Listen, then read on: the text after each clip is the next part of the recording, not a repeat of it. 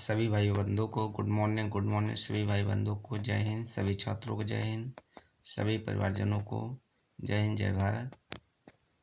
आज आपका सीटेट 2012 का प्रीवियस ईयर पे क्वेश्चन किया प्रश्नों पे चर्चा किया जाएगा, जो प्राथमिक स्तरीय क्लास कक्षा 1 से 5 तक होते हैं। उन प्रश्नों पे हम सभी प्रश्नों पे चर्चा किया जाएगा। आप वीडियो पे बने रहिए। भगा भगा के देखेंगे तो आपको समझ में नहीं आएगा। अब लगता है रेगुलरिटी, यानी बीच में क्या बोल रहा हूँ क्या नहीं बोल रहा हूँ, जैसे भगा के देख रहे हैं तो वहाँ आपको जो भगा देंगे वो बात को आपको गराना नहीं होगा, समझ में नहीं आएगा। इसलिए थोड़ा वीडियो को रोक के पढ़िए, बाकी भगाइए ना, ठीक। थोड़ा इसको जूम कर दिया जाए जिससे पूरे प्रश्न स्क्रीन पे आ जाए।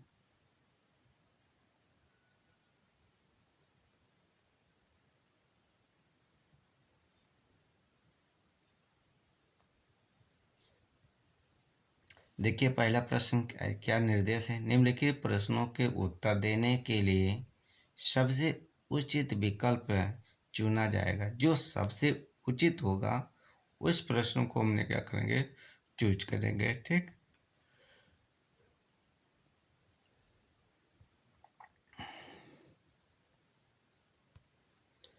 यहाँ पे देखिए लिखा है, जब बच्चा फेल होता है तो इसका तात्पर्य क्या है। जब बच्चा फेल होता है तो बच्चों को दोष नहीं दिया जाता है, बच्चों को अध्यापक पे दिया जाता है। जो बच्चे को अध्यापक पढ़ा रहा है उन पे दिया जाता है, क्योंकि उनकी व्यवस्था, चाहे उनकी पढ़ाने की कोई भी किसी तरह क्या होगा, दोष उनको पे दावा जाएगा, लगाया जाएगा, ठीक। तब व्यवस्था फेल हुई, क्या उसकी हुई व्यवस्था। अब व्यवस्था में हम लोग आएंगे ना, उसकी व्यवस्था में कैसे हम लोग उसकी व्यवस्था दिया गया, क्यों बच्चा फेल हो गया, तो दोष हम लोग पे आएगा, टीचर अध्यापक लोग पे आएगा, ठीक। इसलिए प्रश्न का उत्तर क्या होगा, सी नंबर होगा, ठीक। आप वीडियो हमारे नए देख रहे हैं तो आप ईमानदारी से सब्सक्राइब कर लीजिएगा। अब पुराने भाई बंधु हो तो एक लाइक और शेयर करने से आपका मोटिवेशन से हमारा उत्साहवर्धन बढ़ा सकते हैं। यदि आप इतना करना चाहते हो तो ईमानदारी से लाइक कर लीजिएगा। यदि कोई सगे संबंधित उनको थोड़ा शेयर कर दीजिएगा। दूसरा प्रश्न लिखा है, शिक्षण से अधिगम पर बल देने वाला परिवर्तन हो सकता है। यानी शिक्षण से अधिगम पर बल देने वाला परिवर्तन हो सकता है। तो किस पे होता है, बाल केंद्रित शिक्षा पद्धति अपनाकर।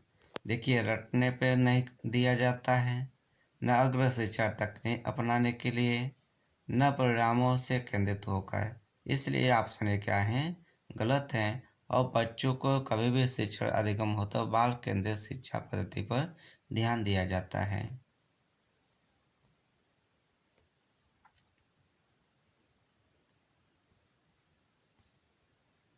अगला, बीजों का अंकुरण संकल्पना के शिक्षण की सबसे प्रभावी पद्धति क्या होगा। तो सबसे प्रभावी पद्धति क्या होगा, विद्यार्थियों द्वारा पौधों के बीच बोना और उसके अंकुरण के चरणों का अवलोकन करना। इसलिए इस प्रश्न का उत्तर क्या होगा, ए नंबर होगा। आप वीडियो को रोक कर नहीं समझा, यहाँ डिटेल्स में दिया गया है, इनको देखकर आप अपना समझिए और थोड़ा क्या करें, अपनी पढ़ाई का थोड़ा अच्छा से फोकस में आइए। सामवेशी शिक्षा का क्या उद्देश्य हो सकता है, कक्षा में विद्या उत्साह मनाती है, डाकित संबंधी कठोर परिश्रम को बढ़ावा देती। ये हमारा गलत हो रहा है। दूसरा, तत्वों को शिक्षा मतोरोपण से संबंधित होनी चाहिए, ये भी हमें लग रहा है गलत थोड़ा। हाशिए पर स्थित वर्गों से शिक्षकों को सम्मिलित करने से संबंधित है। अब कक्षा में विविधता का उत्साह देना चाहिए, विविधता माने, ठीक। तो इस प्रश्न का उत्तर हमारा क्या होगा, ए नंबर। तो इस प्रश्न का उत्तर हमारा क्या होगा भाई? ए नंबर। कक्षा में विविधता का उत्सव मानती है समय से शिक्षा। ठीक, अगले प्रश्न पे आते हैं।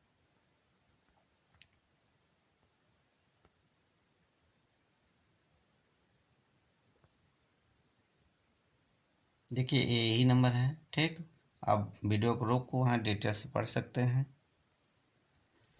किस प्रकार के प्रश्नों को वस्तुनिष्ठ प्रश्नों की श्रेणी में रखा जाता है? सत्य असत्य, जो ऑप्शन दिया गलत सही का हम लोग कहा जाता है, तो उसी तरह वस्तुनिष्ठ प्रश्नों का श्रेणी में रखा जाता है। अगला प्रश्न है आपका, निम्नलिखित में से कौन सी प्रगतिशील शिक्षा की विशेषता है? प्रगतिशील तो समय सारणी और बैठाने की व्यवस्था में लचीलापन होना चाहिए। क्या होना चाहिए? लचीलापन है। ये हमारा क्या है? प्रगतिशील की विशेषता है। बार बार ली जाने वाली परीक्षाएं गलत होता है। परीक्षाओं में अंक प्राप्त करने पे बल, ये भी गलत माना जाता है। केवल आए तो आप नकारात्मक शब्द ध्यान रखिएगा। ठीक, इसलिए हमारा समय सारणी और बैठने की व्यवस्था में लचीलापन होना चाहिए। अगला प्रश्न लिखा है, एक शिक्षक प्रश्न पत्र बनाने के बाद यह जांच करता है कि क्या प्रश्न परीक्षण की विशिष्ट उद्देश्यों की परीक्षा ले रहे हैं। वह मुख्य रूप से प्रश्न पत्र के डैश बारे में चिंतित है। तो किस रूप में चिंतित है बाबू? तो क्या है? संपूर्ण विषय वस्तु को शामिल करने में। ठीक, संपूर्ण विषय वस्तु को शामिल करने में, प्रश्न बनाने में विश्वसनीयता, वैधता, ये सब नहीं होता है। संपूर्ण चैप्टर की विषय में शामिल करने के लिए वो चिंतित हैं। इसलिए इस प्रश्न का उत्तर ए नंबर होगा।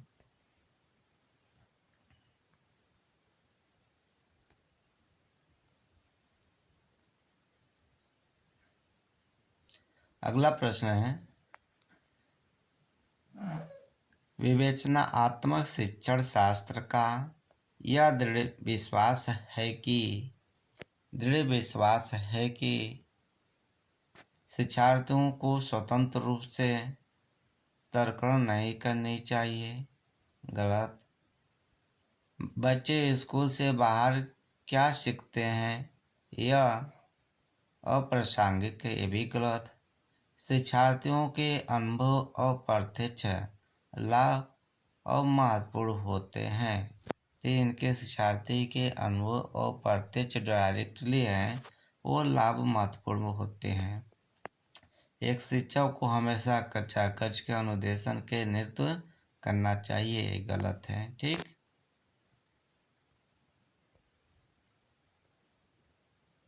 अगला प्रश्न, विद्यालय आधारित आकलन मुख्य रूप से किस सिद्धांत पर आधारित है? तो किस सिद्धांत पर आधारित है?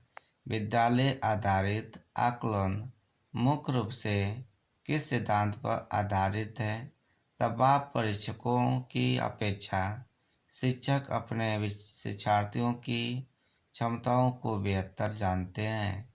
यानी कहने मतलब हम पढ़ा रहे हैं तो हम अपने बच्चों के बारे में उनसे ज़्यादा जानकारी है। यदि आप गैर आ रहे हैं तो बच्चों के जानकारी उतना पूर्ण रूप से नहीं होगा। कौन बच्चा कैसा है, जो रेगुलर पढ़ा रहा है उसका अधिक क्या होता है, बच्चों का अधिक उसके बारे में जानकारी होता है।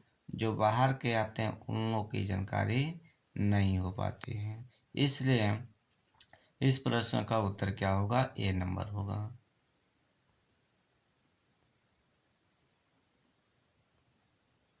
अगला प्रश्न है आपका, शिक्षार्थी व्यक्तिगत विभिन्नता प्रदर्शित करते हैं, अतः शिक्षक को सीखने में विविध अनुभव को उपलब्ध करना चाहिए। तो यही हमारा प्रश्न क्या है? एक नंबर सही है। कला सीखने के विविध अनुभव का उपलब्ध करना चाहिए। इनमें कठोर के गलत माना जाता है। परीक्षाओं का बढ़ावा देना गलत माना जाता है। अधिगम के एक समान गति पे बल देना गलत माना जाता है। ठीक, ये साइकोलॉजी है। अगला प्रश्न, निम्नलिखित में से कौन सा विकास का सिद्धांत है? में से कौन सा विकास का सिद्धांत तो है? सभी विकास दर समान नहीं होते। सभी का विकास दर क्या होता है भाई? समान नहीं होता है।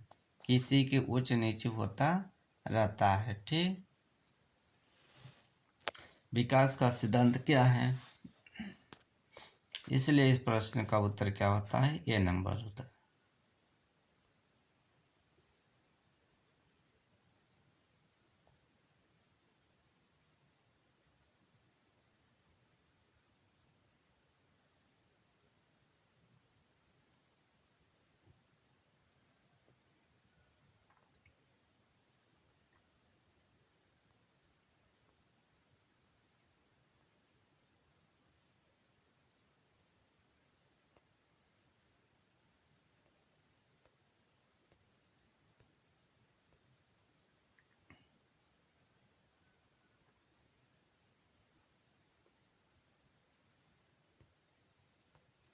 अगला प्रश्न है, मानो विकास के को क्षेत्रों में विभाजित किया जाता है, जो है इस प्रकार।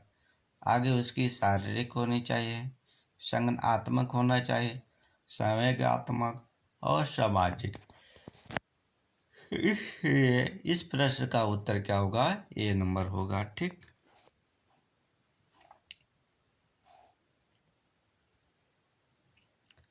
एक शिक्षिका पाठ्य वस्तु और फल सब्जियों के कुछ चित्रों का प्रयोग करती है और अपने विद्यार्थियों से चर्चा करती है।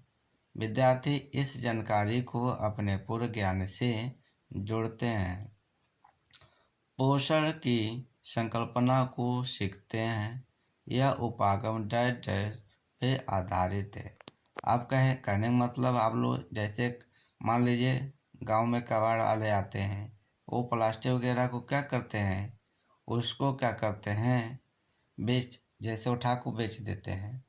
तब उसी को जैसे करने का मतलब, वो प्लास्टिक ले जाया गया तो उसके कुछ कार्य किया जाएगा, तो उसी को करा पूरा ज्ञान को जोड़ती है। तो उससे क्या करा, ज्ञान का निर्माण करती, क्या करती है? ज्ञान का निर्माण करती है। इसलिए इस प्रश्न का उत्तर क्या होगा? डी नंबर होगा।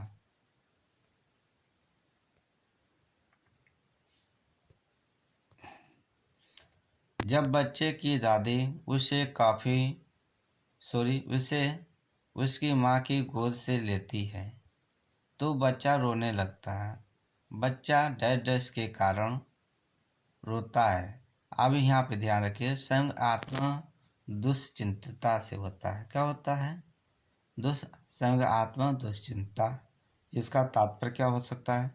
जब बच्चे को उसकी माँ की गोद से अलग कर किया जाता है तो उसमें मोहवश, जैसे मोह कहते हैं, मोह माया, स्वयं आत्मा दुश्चिंता उत्पन्न होती है, जिसके कारण बच्चा रोने लगता है। ठीक, इसी के कारण मोहवश में। इसलिए प्रश्न का उत्तर क्या होगा? बी नंबर होगा।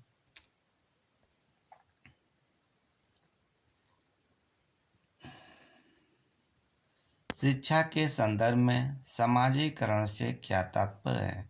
शिक्षा के संदर्भ में समाजीकरण से क्या तात्पर्य है? अपने सामाजिक मानदंड बनाना, समाज में बड़ों का सम्मान करना, सामाजिक वातावरण में अनुकूल और संयोजन, सामाजिक मानदंडों का सदैव अनुपालन। आप पॉजिटिव शब्द को ध्यान रखिएगा तो कोई क्वेश्चन गलत नहीं होगा। शिक्षा के संदर्भ में हमें क्या करना चाहिए? सामाजिक वातावरण में अनुकूल और समायोजन करना चाहिए। इसलिए इस प्रश्न का उत्तर सी नंबर होगा। ठीक,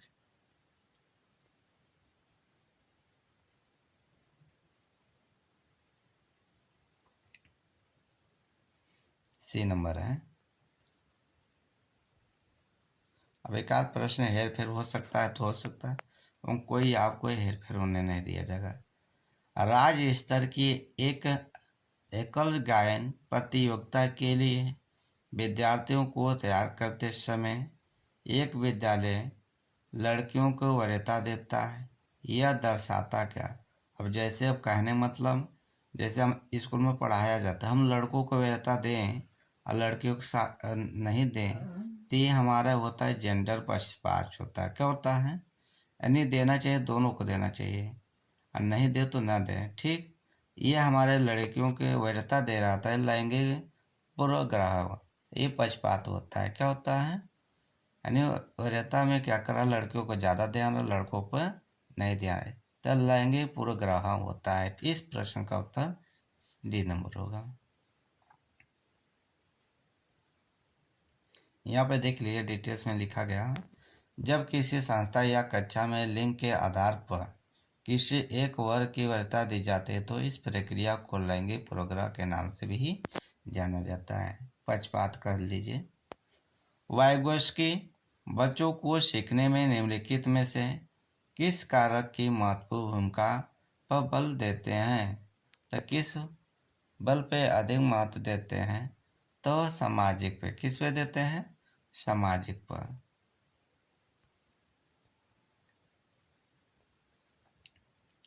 एक शिक्षक का अपने शिक्षार्थियों की विभिन्न अधिगम शैलियों को संतुष्ट करने के लिए वैविध्यपूर्ण कार्यों का उपयोग करती है। वह डैश डैश प्रभावित करती है, तब विभिन्न प्रकार के करती है, ता इसमें कोहलबर्ग के नैतिक विकास का सिद्धांत, गार्डन के बहुबुद्धि सिद्धांत, वाइगोस्की के सामाजिक सांस्कृतिक सिद्धांत, पियाजे के संज्ञानात्मक सिद्धांत। तो इसमें हमारा क्या होगा बाबू? इस प्रश्न का उत्तर गार्डन के बहुबुद्धि का सिद्धांत का चर्चा करते हैं। अब करा, एक शिक्षिका शिक्षार्थियों को विभिन्न अधिगम यानी सीखने का विभिन्न अधिगम शैलियों को क्या करती है?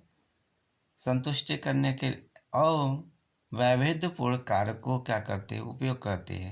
यानी उनकी बुद्धि का क्या कर रहा है? बुद्धि का कर रही है अनेक शैलियों का अधिगम करने के लिए। तय हमारे गार्डन के बहुबुद्धि के सिद्धांत में निर्धारित है। अगला प्रश्न, एक शिक्षिका अपने आप में कभी भी प्रश्नों के उत्तर नहीं देती है। वह अपने विद्यार्थियों को उत्तर देने के लिए समूह चर्चाएं और संयोगात्मक अधिगम अपनाने के लिए प्रोत्साहित करती है। यह उपागम डैश डैश के सिद्धांत पर आधारित है। यहाँ पाइए भाई,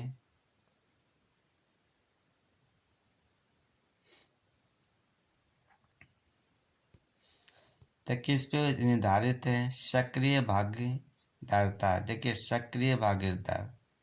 ठीक, इस प्रश्न का उत्तर डी नंबर होगा। उचित विकल्प ही ध्यान रखिएगा आप लोग। निम्नलिखित में से कौन सा शिक्षक से संबंधित अधिगम को प्रभावित करने वाला? अब ये शिक्षक से संबंधित है, अधिगम को क्या प्रभावित कर सकता है? ठीक, तब बैठने की उचित व्यवस्था से, शिक्षा अधिगम संसाधनों की उपलब्धता से, विषय वस्तु या अधिगम अनुभवी की प्रकृति से, विषय वस्तु में प्रावीण्यता के कारण। विषय वस्तु को क्या करता है? प्रावीण्यता के कारण होता है। और इसका हिंदी, इस प्रश्न का उत्तर क्या होगा? D number. और इनका डिटेल्स में हम दिखा रहा हूँ कैसे क्या हो रहा है। कह रहा है, शिक्षा प्रक्रिया में जब शिक्षक अपने विषय में प्रवीण होता है यानी ज्ञान से भरपूर होता है, वो शिक्षण को अधिक प्रभावी बना सकता है। ही साथ उसे अन्य विषयों के बारे में भी समान ज्ञान होना चाहिए। यानी अन्य विषय में भी होना चाहिए, न तो आपको प्रवीणता बना सकता है।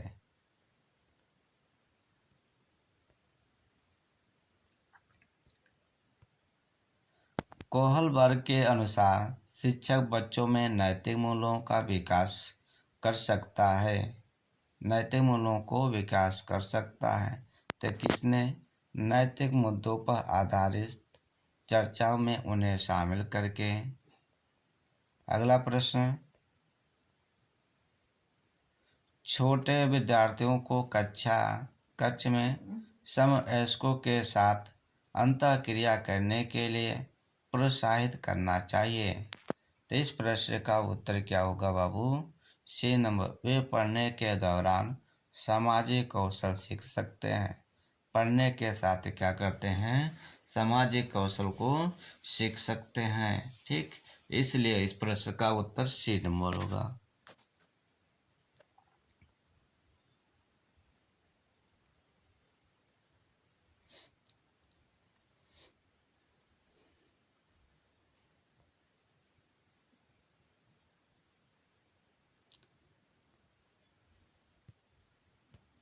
अगला प्रश्न है, जब एक निरयोग बच्चा पहली बार विद्यालय जाता है तो शिक्षक को क्या करना चाहिए? शिक्षक को क्या करना चाहिए? सहकारी योजना विकसित करने के लिए बच्चे को माता पिता के साथ चर्चा करनी चाहिए। इस प्रश्न का उत्तर क्या होगा? सी नंबर होगा। क्या होगा? C number.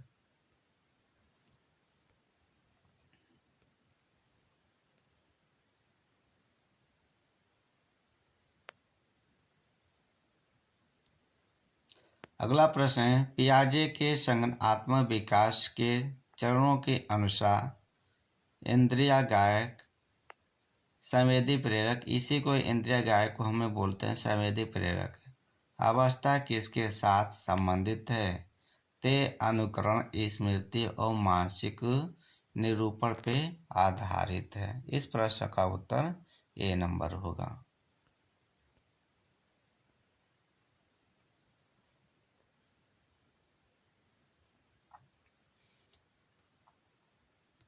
अगला प्रश्न है, मानव व्यक्तित्व की परिणाम है क्या?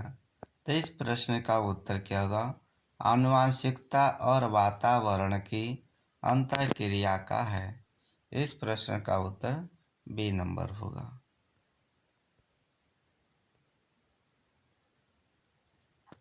शिक्षण अधिगम प्रक्रिया में व्यक्तिगत के रूप से ध्यान देना महत्वपूर्ण है, क्योंकि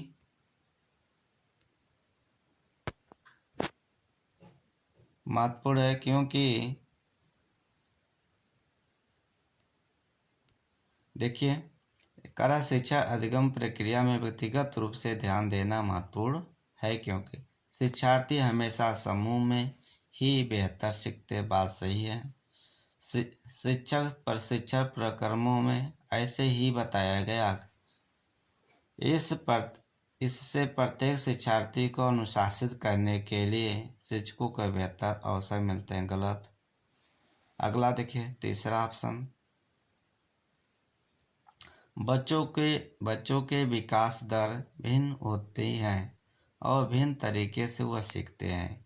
तो उनके भिन्न हमेशा अलग, सभी के अलग होता है। इस प्रश्न का उत्तर क्या होगा? डी नंबर होगा। अब देख लिया जाए भाई, यहाँ तक जितना हमारे उचित है वहाँ तो उचित तो हम बता ही दे रहा हूँ। डी ही नंबर है। क्या है भाई? D number. कोई भी हेर फेर एक आधा होगा, इसके लिए क्षमा करिएगा। सारे आपको वही थ्योरी के माध्यम से सारे प्रश्न जवाब के माध्यम से मिलेंगे। निम्नलिखित में से कौन सी समस्या समाधान की वैज्ञानिक पद्धति का पहला चरण है? समस्या समाधान की वैज्ञानिक पद्धति का पहला चरण क्या होता है? तो इस प्रश्न का समस्या के प्रति जागरूकता होनी चाहिए। कहीं मतलब बच्चों की समस्या के प्रति आप जागरूक नहीं होंगे तब तक आप किसी बच्चों को आप पढ़ा ही नहीं पाएंगे।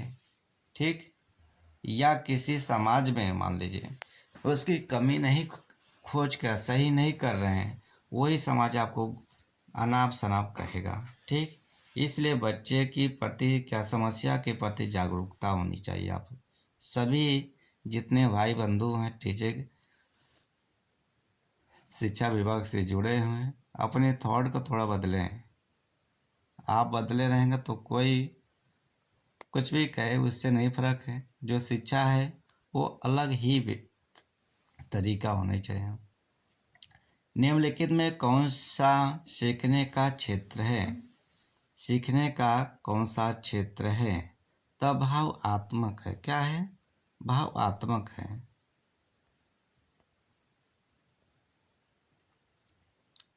अगला प्रश्न है आपका, जब बच्चा कार्य करते हुए उबने लगता है, जैसे मान लीजिए हमने उसको याद करते देता हूँ या वर्क देता हूँ, करते करते उबने लगता है, तो इस बात का संकेत है कि यानी कि इस प्रकार का बात पे संकेत है। समूहतः वह कार्य यांत्रिक रूप से बार बार हो रहा है।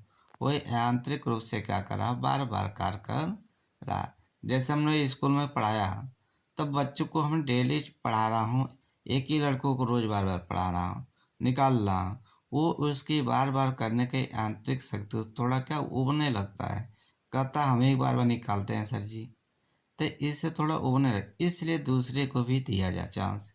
ठीक, अब एक ही नहीं, बच्चा की याद हो गया तो इसी बार बार निकालेंगे, वो थोड़ा उबने लगेगा और उसकी मानसिक पर थोड़ा थोड़ा प्रभाव पड़ने लगेगा।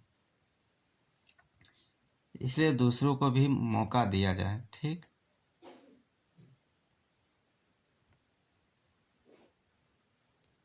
अगला प्रश्न है, प्रायः शिक्षार्थियों की त्रुटि डैश डैश की ओर संकेत करती है। तो कौन सा इस प्रश्न का उत्तर होगा? वे कैसे सीखते हैं। कहने मतलब प्रायः शिक्षार्थियों की त्रुटि डैश डैश की ओर संकेत करती है। वे कैसे सीखते हैं? यांत्रिक अभ्यास की आवश्यकता नहीं है, सीखने का अनुपस्थिति नहीं है, शिक्षार्थियों के सामाजिक आर्थिक स्थिति से कोई मतलब नहीं है, वे केवल कैसे सीखते हैं ये त्रुटि को अंदर हमें क्या करना है? संकेत करती है। इसलिए प्रश्न का उत्तर क्या हो रहा है? ए नंबर होगा।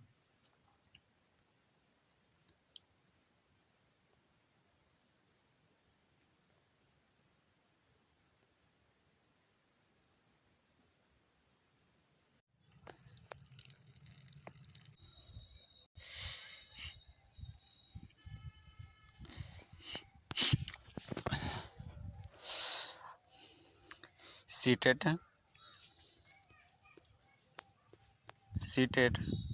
2012 का प्रश्न जो हमारा गणित का है, जो प्राइमरी लेवल का है, उन प्रश्नों पर चर्चा किया जाएगा। आप सभी जितने नए छात्र हैं वो इस चैनल के माध्यम से जो वीडियो देख रहे हैं वो चैनल को सब्सक्राइब करके और लाइक कर लीजिएगा। चलिए प्रश्न में चर्चा कर रहे हैं।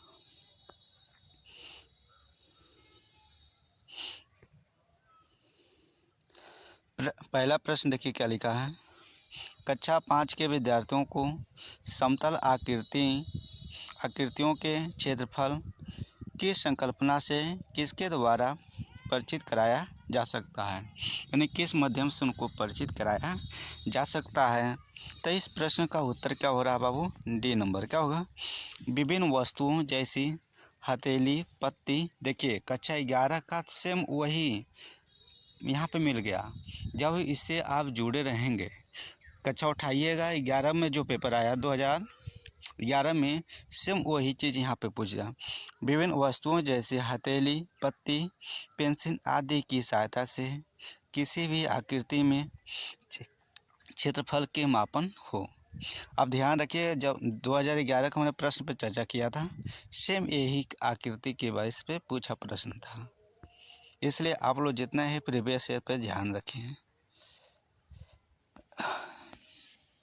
गणित में गणना करने संबंधी कौशलों को किसके द्वारा बढ़ाया जा सकता है? तो किसके द्वारा बढ़ाया जा सकता है? तो कक्षा में अभ्यास हेतु क्रियाशील गतिविधियों का आयोजन करके। ठीक, इस प्रश्न का उत्तर हमारा क्या होगा? B number. अगला प्रश्न है, कक्षा 3 के विद्यार्थियों की लंबाई की विभिन्न इकाइयों को पढ़ाने के लिए शिक्षक निम्नलिखित सामग्री कक्षा में ले जाएगा। तो क्या ले जाएगा? विभिन्न लंबाई और इकाइयों वाले रूलर यानी फुट्टा नापने वाली, छड़ नापने वाली पट्टी जो वस्तुकार द्वारा प्रयोग में लाई जाती है। इस प्रकार के ये वस्तुओं को सामग्री ले जाएंगे।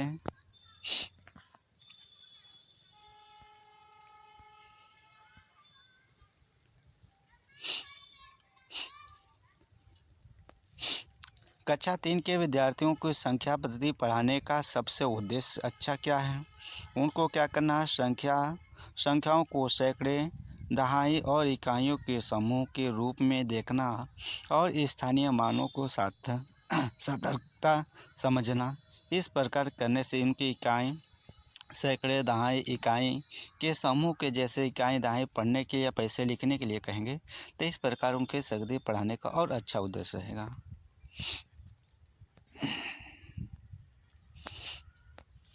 सबसे उपयुक्त व्यूह रचना किसका प्रयोग धनराशि के योग की कुशलता को आत्मसात करने के लिए किया जा सकता है? तो किसके लिए किया जा सकता है? भूमिका निर्वाह रोल प्ले होता है। भूमिका रोल प्ले होता है।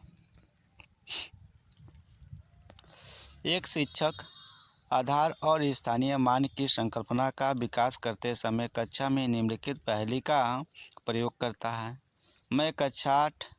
मैं 8 दहाइयों और 4 इकाइयों से कम हूँ। इस गतिविधि का उद्देश्य क्या है? यानी आधार उसका क्या है? 10 और स्थानीय मान की संकल्पना को दृढ़ करना चाहता है। इस प्रश्न का उत्तर क्या होगा? ए नंबर होगा।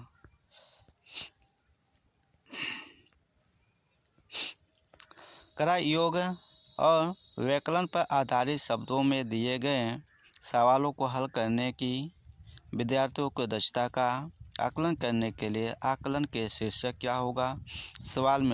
सवाल में बोधन और सही जवाब लिखना, सवाल की पहचान, सही संक्रिया निष्पादित करना, गलत आंशिक रूप से सही, पूर्णतः सही। तो इस प्रश्न का वो सवाल का बोधन निष्पादित की जाने वाली संक्रिया की पहचान में नहीं, पहचान क्या उनकी समस्या का पहचान। इसलिए प्रश्न का उत्तर हमारा क्या होगा? डी नंबर होगा। क्या होगा? D number.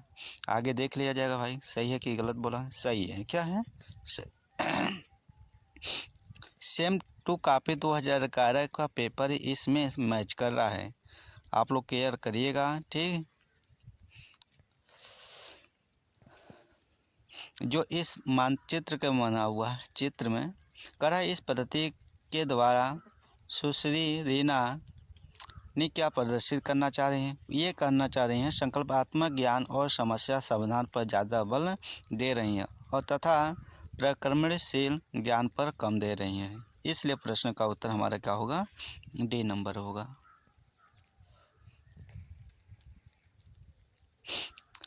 भिन्न की योग संकल्पना के पाठ पर योजना बनाते समय शिक्षक पट्टी मोड़ने वाली गतिविधियां का प्रयोग कर रहा है। तो इस प्रश्न के माध्यम से का जैसे 1/2 दिया गया बाबू, 1/2, 1/4, 1/8 दिया गया। तो उपयुक्त विधि में से क्या है? इसमें क्या बताया जा रहा है? कह विषय वस्तु पश्चात गतिविधि बताया, समय की बर्बादी हो रहा है, विषय वस्तु से पूर्व की गतिविधि हो रहा है, यानी विषय वस्तु संबंधित क्या हो रही है? गतिविधि हो रही है। क्या हो रही है? विषय वस्तु संबंधित गतिविधि हो रही है। तो इस प्रश्न का उत्तर हमारा क्या हो जाएगा बाबू? देख लिया जाए थोड़ा।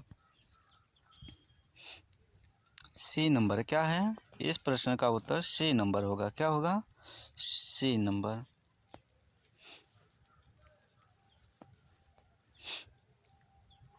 नहीं, ये तो हो गया था दूसरा, ये नीचे वाला ये हो गया। इसका प्रश्न का उत्तर सी नंबर होगा। क्या होगा? विषय वस्तु से पूर्व गतिविधि हो रहा। हमने थोड़ा यहाँ डाउट किया, बाकी यहाँ पूर्व है, पहले की बातें कर रहा है। तो यहाँ पे ये हमारे इस प्रश्न का उत्तर सी नंबर होगा।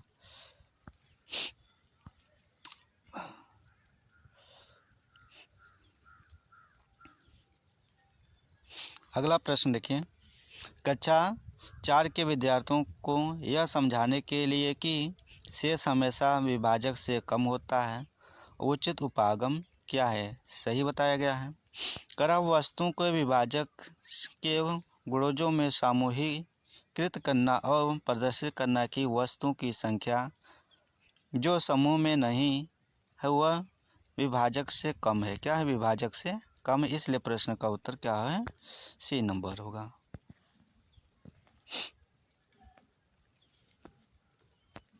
दी गई आकृति के समान आकार के 5 वर्गों से मिलकर बने हैं। आकृति का क्षेत्रफल 180 वर्ग सेंटीमीटर है। आकृति का परिमाप सेमी में क्या होगा? तो इन प्रश्न का उत्तर हमारा क्या होगा? B number. अब इनके निकालने के लिए वर्ग का क्षेत्रफल कितना दिया बाबू? 180। इनके हमने क्या करा? 5 वर्गों में इनको 5 से भाग कर देंगे। 5 3 15 हाथ से बचेगा 3, 5 6 30 हो गया। तब वर्ग के समूह क्या हो गए? 6 होंगे। चित्र का परिमाप कितना होता है? 2। ठीक, तब इनके हमने परिमाप के माध्यम से रख दिया। ठीक, जैसे जैसे इनके परिमाप है उनके हमने का रखते चले गए। ठीक, 2 हो गए, फिर 3 हुए, फिर 3, फिर 4। तो इनके गुणा करने और जोड़ने पर हमारा कुल कितना आएगा? 72 आ जाएगा।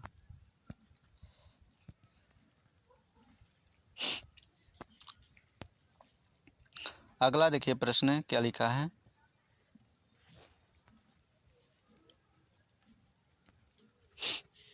भिन्नों का योग पढ़ाते समय श्री सिंह द्वारा यह देखा गया कि निम्नलिखित प्रकार की त्रुटि बहुत आम है।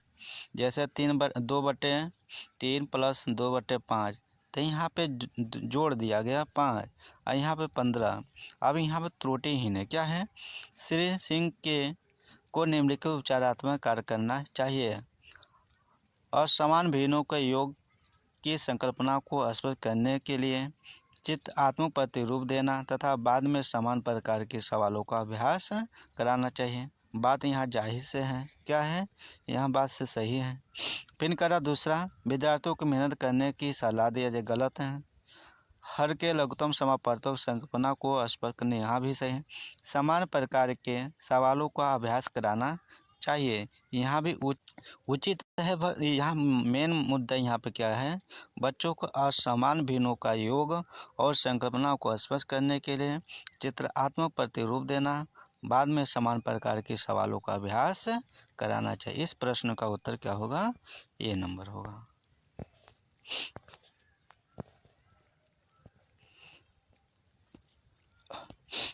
एक ठोस जैसे कि आकृति में दिखाया गया है घनीय ब्लॉक से बना है। इसकी प्रत्येक भुजा 1 सेमी है। ब्लॉकों की संख्या क्या है? तो ब्लॉकों की संख्या क्या है? हमारा 60 है। क्या है? 60 है। देखिए इनको निकालने के लिए जैसे इनके घन जैसे जैसे बने उनको इसी तरह मान रख के गुणा कर लीजिएगा। ठीक,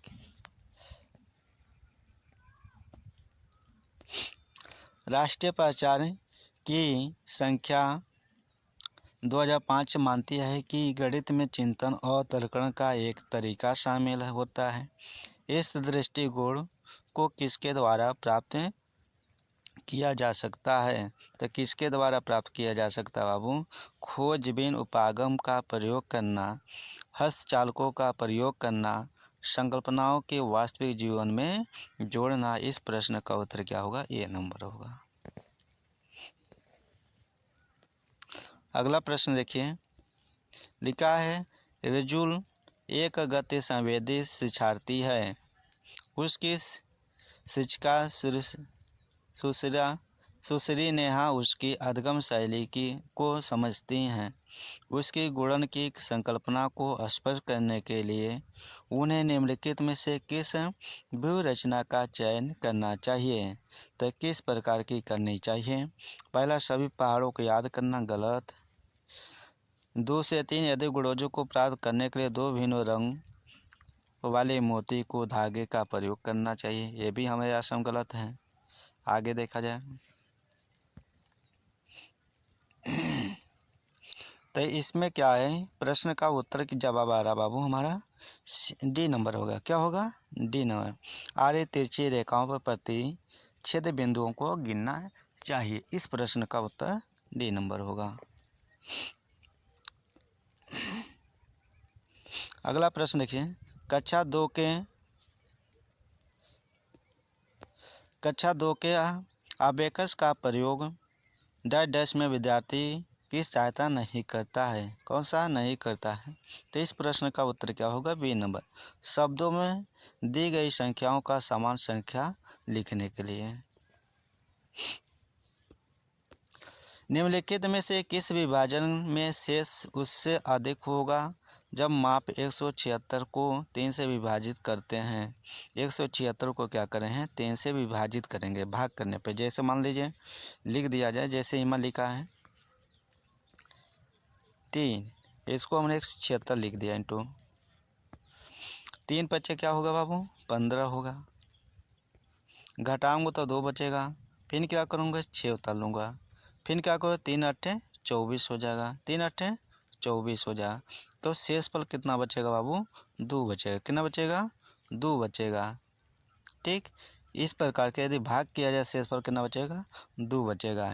अब इनको करा है 76 से 3 से विभाजित करते समय वो चीज़ पे ध्यान रखना, ऐसे ध्यान रखना है। देखिए इसको भाग किया जैसे हमने किया उसी तरह किया। इसको हमने क्या किया? 173 का करा है, इसमें शेष जो आया उससे माइनस कर दीजिए। देखिए यहाँ कंफ्यूज कर दिया आप लोग ना, दिया करा शेष उससे अधिक होगा आप जब आप 176 को 3 से विभाजित करते हैं, उसी संख्या से 2 माइनस करके उसके बाद संख्या का करना है। संख्या 3 का रहा, यहाँ पे 5 से किया गया। क्या किया गया? यहाँ पे 3 से, यहाँ पे कर दिया गया 5 से। ठीक, 2 जोड़ के उसके बाद भाग किया तो शेषफल कितना बचेगा? 3। तो इस प्रश्न का उत्तर क्या होगा? हमारा सी नंबर होगा।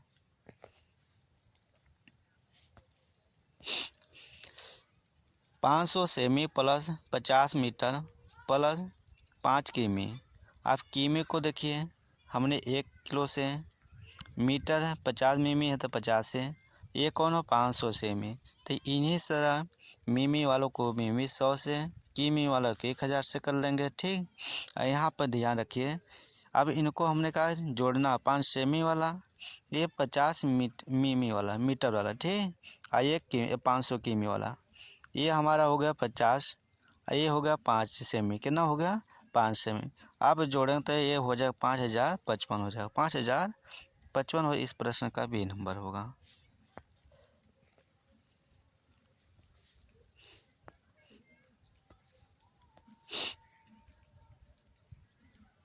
अगला प्रश्न है, पैटर्न की पहचान करना और उन्हें पूरा करना प्राथमिक स्तर पर गणित की प्रचार का एक अनिवार्य हिस्सा है, क्योंकि इस प्रश्न का उत्तर सी बन रहा है। यह विद्यार्थियों में सृजनात्मक को बढ़ावा देता है और संख्याओं तथा संक्रियाओं की विशेषताओं को समझने में उनकी सहायता करता है। इसलिए प्रश्न का उत्तर हमारा क्या होगा? सी नंबर होगा। अब देखिए इस प्रश्न का उत्तर करा, इसमें 6 के स्थानीय मानों का योगफल, 6 के स्थानीय मानों का योगफल। जैसे यहाँ 6 है, यहाँ पे 6 लिख लीजिए, यहाँ पे 6 है, यहाँ पे हमने 6 लिख दिया, और उसके बाद क्या करना हूँ? 2 जीरो लगा दे रहा हूँ। इसके बाद यहाँ 6 लिख लेंगे, इसके बाद कितना है? 4 जीरो लगाएंगे। क्या करूँगा? 4 जीरो। जो पीछे अंक रहेंगे उन्हीं को अंक को हमने क्या करेंगे? स्थानीय मानना। अब इनको जोड़िए भाई, जैसे यहाँ 6 है, 4 जीरो हमने लगा दिया, इसके बाद हमने 6 यहाँ लिखूँगा, दूसरा में है 0 0 6 होगा। अब इनको सामने जोड़ेंगे 6 होगा, इसके सामने 0 आ जाएगा बाबू, इसके सामने 0 आ जाएगा, इसको 6, ये 6 जीरो हो गया, 0 हो गया, ये 0, फिर 0 लिखूँगा। क्या करूँगा? फिर 0, फिर इसके बाद 6 लिखूँगा। अब हमारा है 60,600 यानी 60,606 आ रहा है। क्या आ रहा है? 60,606 आ रहा है। इस प्रश्न का होकर डी नंबर क्या होगा? अब यहाँ देख लिया जाए बाबू, सही है। क्या है? सही है। मेन है आपको गणित आना चाहिए। कह रहा है 5,671 और उसके अंकों को पलट देने पर प्राप्त संख्या का अंतर, इनके संख्या को पलट दीजिए। जैसे इसको हमने कर्म से लगा लिया, 1 7 6 5 कर लिया। अब इनको अंतर माने घटाना, घटाया गया तो हमारा कितना बचेगा? 3906। 3906। इस प्रश्न का उत्तर सी नंबर होगा। यहाँ पे देखिए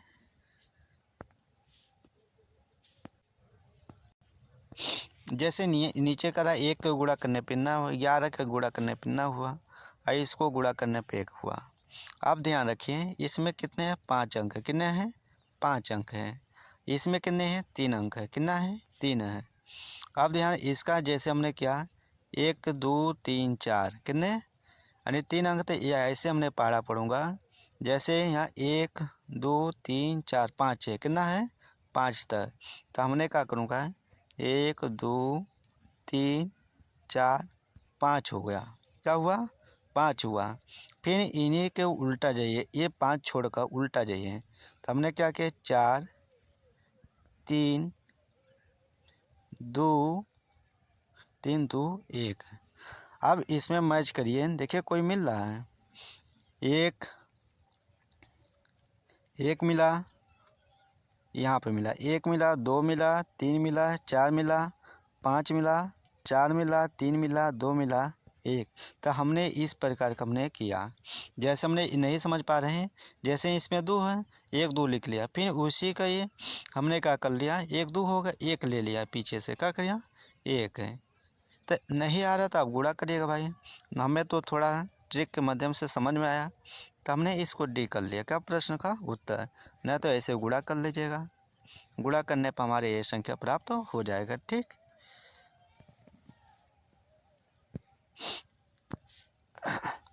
निम्नलिखित में से कौन सा सही है, इनमें से कौन सा सही है।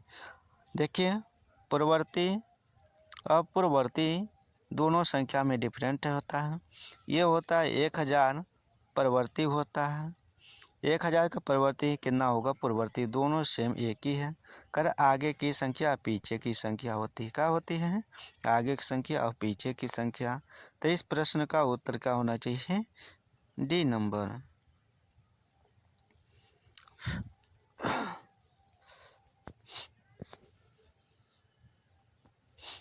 अगला प्रश्न देखें, एक दुकान में 239 रुपये 39 खिलौने हैं। एक दुकानदार में के अंदर 239 खिलौने हैं। 70 और खिलौने लाए गए, उनमें से 152 बिक गए। 70 और खिलौने लाए गए जिनमें से क्या 152 बिक गए। बचे हुए खिलौने की संख्या थी क्या। आप दोनों जब 100 ये लाया तो इसमें जोड़ दीजिए, उसके बाद हमने घटा दे रहा है, घटाने के बाद हमारा 152 होगा। तो ये सिंपल क्या करना है, समीकरण एक प्लस और लाया तो हमने जोड़ दिया, इसके बाद घटाया घटा दिया, तो हमारा आंसर क्या होगा, बी नंबर। एक पेंसिल का मूल्य 2.5 रुपया है। क्या है, 2.5 रुपया है। अमित 1.5 दर्जन, 1 दर्जन में 12 होता है, 6 आधा दर्जन 18 हो गए। कितना हो गए, 18 हो गए। 18 को हमने 2.5 से गुणा करा तो 45 रुपया हुआ। कितना हुआ, 45 रुपया हुआ। ठीक, और दुकानदार को 100 रुपये का एक नोट दिया, हमने 100 रुपये उसको क्या कर दिया, नोट दे दिया। उससे हमें कितने रुपये वापस करे गए, 100 में से 45 खा जाए तो कितना बचेगा बाबू, 55 रुपया। कितना बचेगा, 55 रुपया। आप लोग सवाल हम बता रहे हैं, मज़ा आएगा। और थोड़ा आप हमारे मज़े के लिए इस चैनल को सब्सक्राइब कर लीजिएगा। यदि लाइक आएगा तो आप थोड़ा पसंद करके क्या करें, थोड़ा लाइक कर ले भाई। यदि सगे संबंधी दोस्तों हों उनको पास शेयर कर दीजिए। ठीक, बांटने से ज्ञान होता है, ये नहीं बांटने छुपा कर रखने से कुछ। अरे आज छुपाएंगे एक दिन बांटेंगे, इसलिए कोई चीज़ छुपा कर रखा जाता है। आप करा 3759 प्लस 9573 के गुणनफल में दहाई का अंक और इकाई का अंक का योगफल। अब कह रहा है इकाई का अंक और दहाई का अंक का कर रहा है योगफल। अब इनके हमने क्या करा, गुणा कर लिया। क्या कर लिया, गुणा करने पर हमारी संख्या ये प्राप्त होगा। अब इकाई अंक हमारा 7 है बाबू, और दहाई अंक 0 है। अब दोनों को हमने पूछा इकाई दहाई का अंक, तो हमने जोड़ेंगे तो कितना आएगा, 7 ही आएगा। कितना आएगा, 7। इस प्रश्न का उत्तर क्या होगा, डी नंबर। देखिए कितना मज़े का है सवाल। आप थोड़ा लाइक कर लीजिएगा भाई। हर चैप्टर का हम वीडियो आपको मिलेगा, बाकी आप हमारे चैनल पर बने रहेंगे तो। अब देखिए 2:58 PM से 4 घंटे 59 मिनट पहले क्या समय था।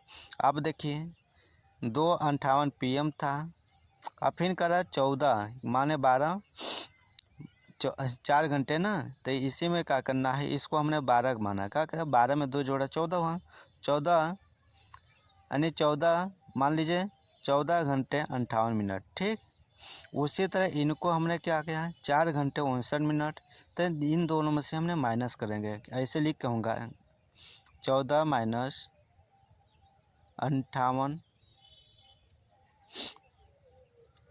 9 माइनस 59।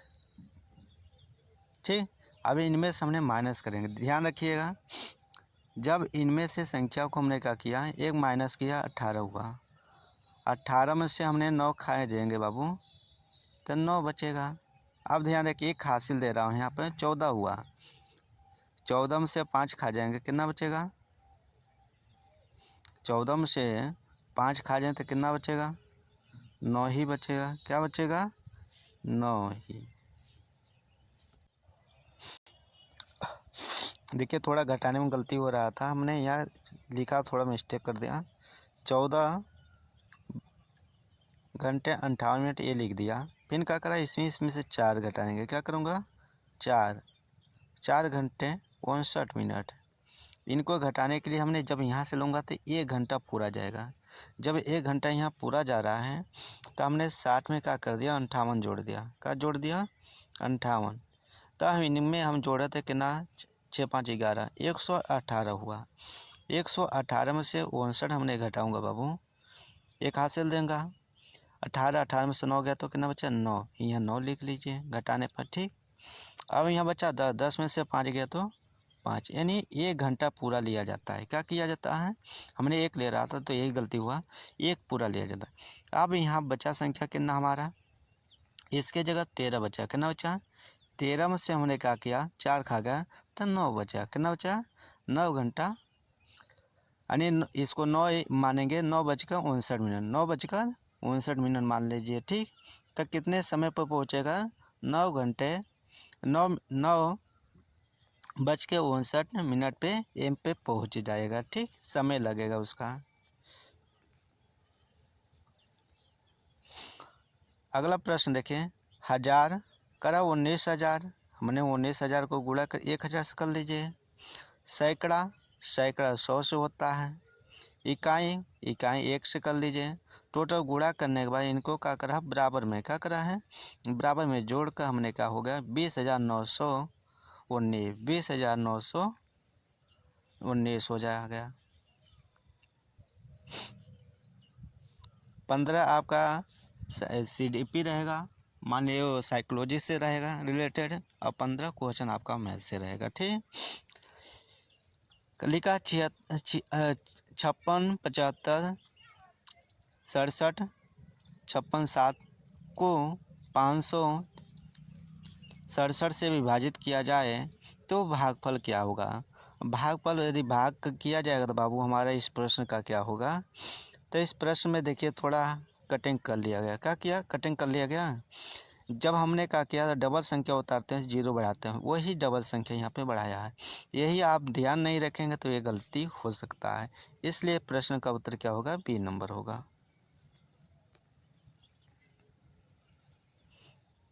अगला प्रश्न देखिए, लिखा है 1/2 में कितने 1/8 के होंगे, तो हमने क्या करें संख्या दोनों रख लिया भाई।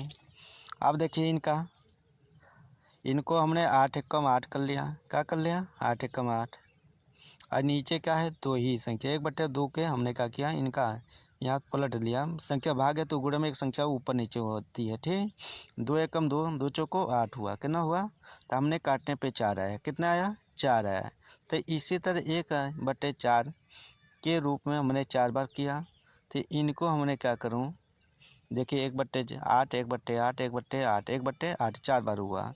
ऊपर वाली संख्या को हमने जोड़ लिया, नीचे सेम समान है वो बता लिया। फिर इनको हमने सिद्ध करें, 4 एकम 4, 4 दूनी 8 हो गया। तो कितने बार? 4 बार। कितने बार जोड़ने पर? 4 बार। तो इस प्रश्न का उत्तर क्या होगा बाबू हमारा? ए नंबर होगा। यहीं पे आपका मैथ ख़त्म हो रहा है। फिर आपको ईवीएस का मिलेंगे।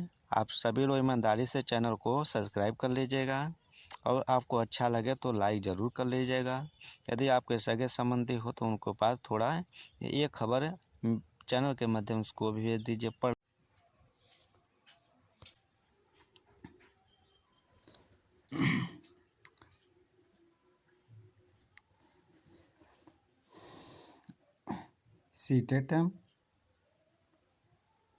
सीटेट 2012 का प्रीवियस ईयर क्वेश्चन जो हमारा पर्यावरण अध्ययन है, इस प्रश्न पे हम चर्चा करेंगे आप सभी लोग।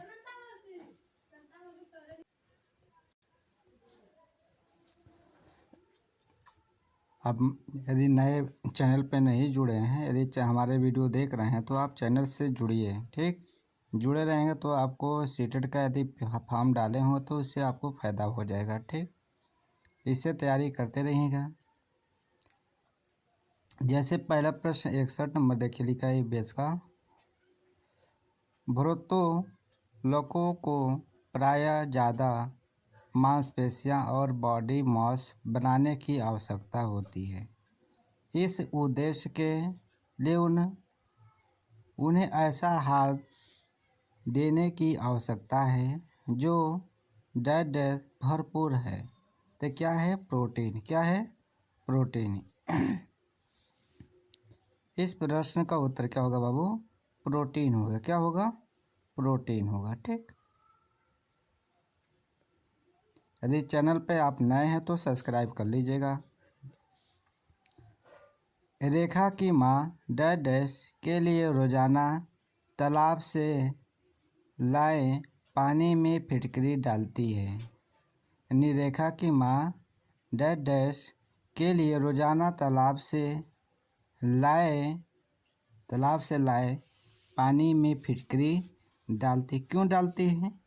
इसलिए डालती हैं क्योंकि हल्के निलंबित अपद्रव्यों को अवसादित करने के लिए वो बार बार क्या करती हैं? डालती रहती हैं। इसलिए इस प्रश्न का उत्तर क्या होगा बाबू? ए नंबर होगा।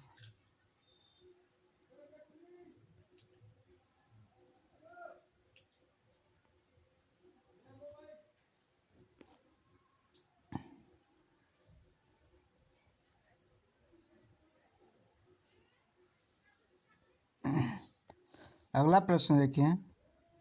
खाद्य श्रृंखला की संकल्पना को पढ़ाने में से विद्यार्थी की अधिकतम भागीदारिता के लिए निम्नलिखित में से कौन सी शिक्षण व्यूहरचना सबसे प्रभावी होगी? तो क्या होगी? इस प्रश्न का उत्तर हमारा क्या होगा बाबू? B number. क्या होगा?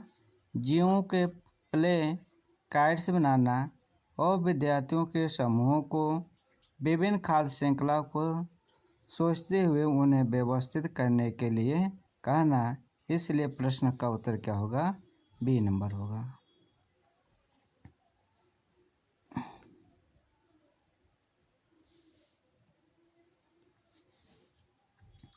रेत और नमक के मिश्रण को पृथक करने के लिए प्रक्रियाओं के निम्नलिखित 4 क्रमों में से किसका उपयोग किया जाना चाहिए? तो इस प्रश्न का उत्तर क्या है बाबू? D number. क्या होगा? D number.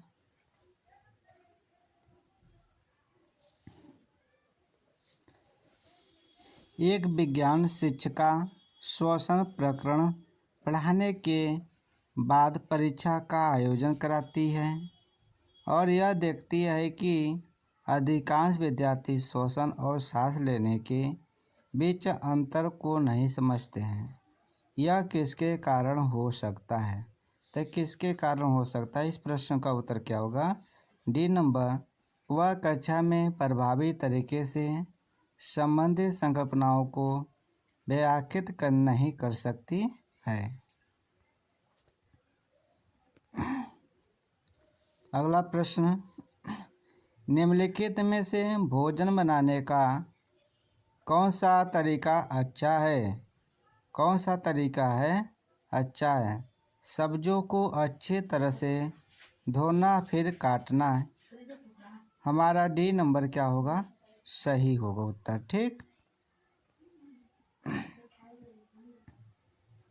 अगला प्रश्न है, पर्यावरण अध्ययन की शिक्षा वायु प्रकरण को पढ़ाते समय यह प्रदर्शित करना चाहती है कि वायु में भार होता है और वह जगह घेरती है। उसके सहयोगी इस उद्देश्य के लिए उसे निम्नलिखित 4 भिन्न गतिविधियां सुझाती हैं। तो इस प्रश्न का उत्तर क्या होगा बाबू? देखते हैं। इस प्रश्न का उत्तर हमारा क्या बन रहा है? ए नंबर। क्या होगा? ए नंबर। इस प्रश्न खाली उल्टा बीकर पानी की सतह के ऊपर रखें और उसे नीचे ढकेलें। ठीक। डी नंबर है, 2 बड़े भरे हुए गुब्बारे एक छड़ से बांधें तथा साम्य अवस्था में ले आएं। तब किसी एक गुब्बारे को फोड़ दें।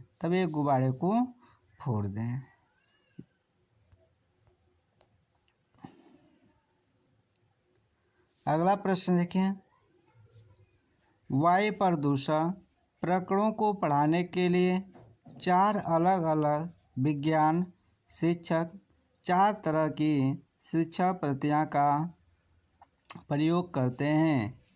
निम्नलिखित में कौन सी पद्धति सबसे ज़्यादा उचित होगी? सबसे उचित क्या होगी बाबू? इस प्रश्न का उत्तर क्या हो रहा है? B number. क्या होगा? B number. विद्यार्थियों से कहना कि वे दीपावली से पहले और बाद में वायु के नमूने इकट्ठा करें और उनकी गुणवत्ता का अध्ययन करते हुए निष्कर्षों को सरलीकृत करें। तो इस प्रश्न का उत्तर क्या हुआ? B number.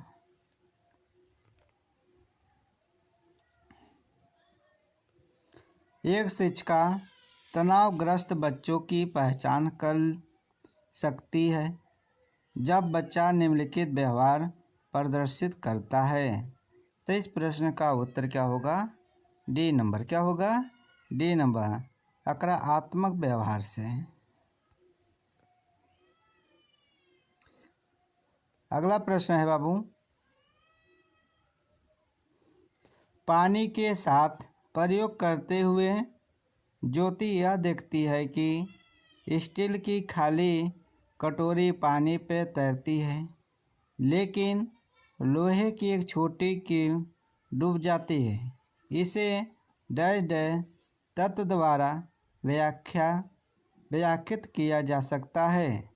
तो इस प्रश्न का उत्तर हमारा क्या होगा बाबू? ए नंबर। क्या होगा? ए नंबर। क्योंकि स्टील की कटोरी पर लगने वाला बल उसके भार की तुलना में ज़्यादा है, जबकि लोहे की कील पर लगने वाला बल उसके भार की तुलना में कम है।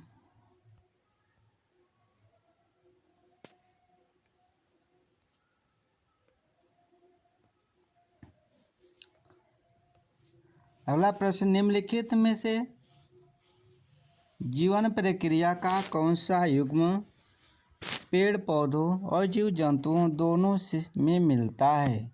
तो कौन सा मिलता है? इस प्रश्न का उत्तर क्या होगा? सी नंबर, वृद्धि और प्रजनन होता है। ठीक। अगला प्रश्न है,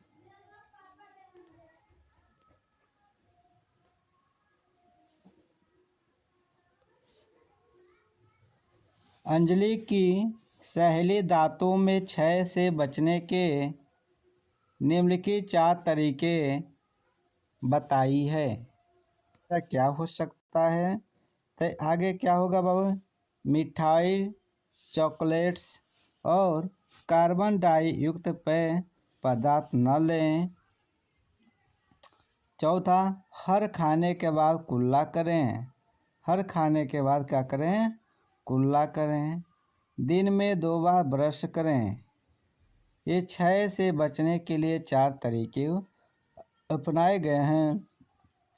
ठीक, इसलिए प्रश्न का उत्तर हमारा क्या होगा? ए नंबर होगा।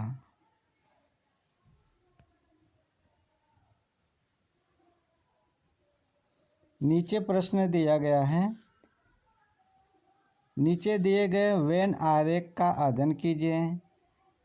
प्रश्न आगे देखिए, निम्नलिखित में कौन से जीव जंतु यक्ष में रखे जा सकते हैं? यक्ष में कौन कौन से जीव जंतु रखे जा सकते हैं? जमीन पर रहने वाले जीव जंतु, पानी में रहने वाले जीव जंतु, अंडे देने वाले जीव जंतु। यानी पानी में रहने वाले जीव जंतु, जैसे पानी में मछली भी रह सकती है, और ईल, सर्फ मीन, शार्क और मगरमच्छ। तो ये कहने वाले जमीन में रहने वाले जंतु तो मछली मान रहेंगे, पानी में रहने वाले जीव जंतु, अंडे देने वाले जीव जंतु, अंडे देने वाले जीव जंतु। तो हमारा इस प्रश्न का उत्तर क्या बाबू? मगरमच्छ हो रहा है। क्या हो रहा है? मगरमच्छ। इस प्रश्न का उत्तर डी नंबर होगा। अगला प्रश्न है, डैड के लिए मछली घर एक्वेरियम में हवा वाला पंप रखा जाता है। तो इस प्रश्न का उत्तर का जवाब क्या होगा बाबू? B number. क्या होगा? अधिक ऑक्सीजन को पानी में घुलने देना। ठीक, अगला प्रश्न, जब एक मछली को पहले से उबले लेकिन कमरे के तापमान पर ठंडे किए गए पानी से भरे एक्वेरियम में डाला जाता है तो वह मर जाती है। इसलिए होता है क्योंकि मछली घर एक्वेरियम का पानी है, ऑक्सीजन रहित है, मछली द्वारा पानी योग्य नहीं है, खनिज रहित है, मछली के तैरने के योग्य नहीं है। तो इस प्रश्न का उत्तर क्या? मछली द्वारा पानी के योग्य नहीं हो सकता। इस प्रश्न का उत्तर बी नंबर होगा। देख लिया जाए भाई।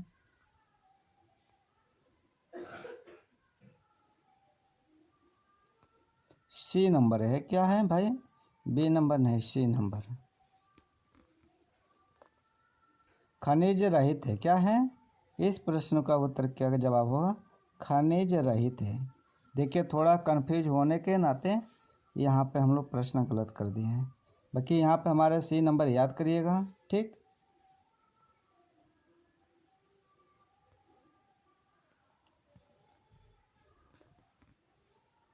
यहाँ पे डिफिनेशन है उसका। देखिए, जलीय जीव अपने पोषण के लिए जल में पाए जाने वाले खनिज पदार्थों पर ही निर्भर होते हैं। क्योंकि जल को उबालने से उसकी खनिज क्या हो जाती है, हमने यही समझ कर नष्ट हो जाते हैं। यही समझ कर हमने उस पर लगा दिए थे। अतः ऐसे जल से युक्त एक्वेरियम में मछली मर जाती हैं।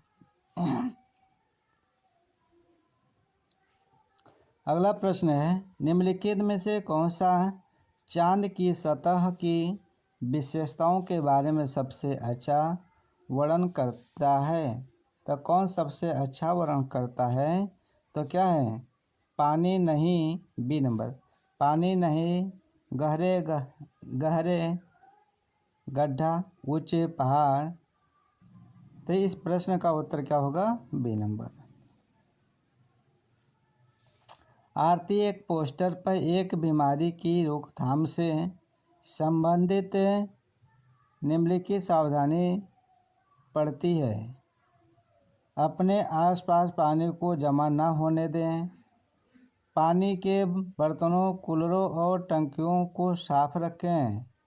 यदि कुछ जगहों पर पानी इकट्ठा हो जाता है तो तेल का छिड़काव करें। स्वयं के बचाव के लिए जाली का प्रयोग करें।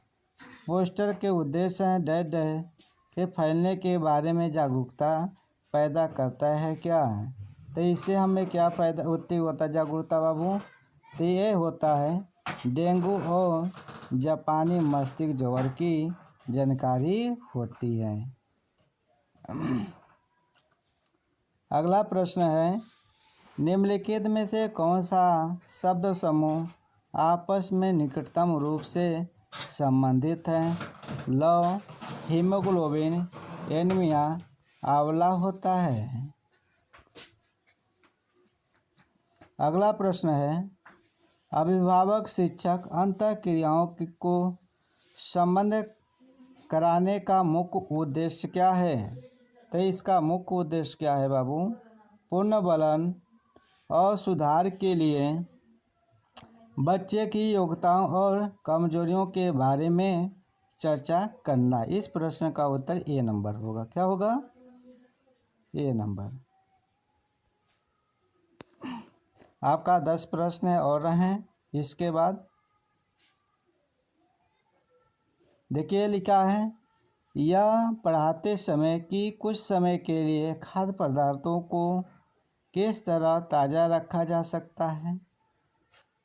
राधा अपनी कक्षा में निम्नलिखित अनेक तकनीकी की परिगणना करती है। तो किस प्रकार की परिगणना करती है। तो बी नंबर हरा धनिया। क्या है हरा धनिया। करा उसे एक गीले कपड़े में लपेट देती है। क्या करते हैं उसे गीले कपड़े में लपेट देती है। अगला प्रश्न देखिए कक्षा 5 के विद्यार्थियों को घर्षण प्रकरण पढ़ाते समय शिक्षिका यह समझने के लिए अनेक उदाहरण देती है कि घर्षण हमारे लिए कई तरीकों से उपयोगी है। उसके द्वारा दिए गए निम्नलिखित उदाहरणों में से कौन सा गलत है। कौन सा ऑप्शन गलत हो सकता है। तो इस प्रश्न का उत्तर क्या होगा बी नंबर। ऊर्ध्वाधर रूप से ऊपर फेंकी गई वस्तु घर्षण के कारण हमेशा हमारे पास ही वापस आ जाती है। इसलिए प्रश्न का उत्तर क्या होगा बी नंबर होगा। अगला प्रश्न है सभी बड़े शहरों सड़कों पर भारी संख्या में वाहनों के कारण पर्यावरण प्रदूषण की समस्या का सामना कर रहे हैं। पर्यावरण संरक्षण के लिए शहर के लोग व्यक्तिगत रूप से डैश डैश के माध्यम से अपना सहयोग दे सकते हैं। तो किसके माध्यम से वो अपना सहयोग दे सकते हैं। आने जाने के लिए सर्वाधिक यातायात व्यवस्था का प्रयोग करने से क्या होता है यातायात को सर्वाधिक व्यवस्था करने के लिए होता है। अगला प्रश्न है कक्षा 5 की समीर अक्सर समय पर पर्यावरण अध्ययन की शिक्षिका के पास दस्तकार जमा नहीं कराता है। इसे निपटने का सर्वोत्तम सुधारात्मक उपाय हो सकता है। तो क्या हो सकता है तो देखा जाए।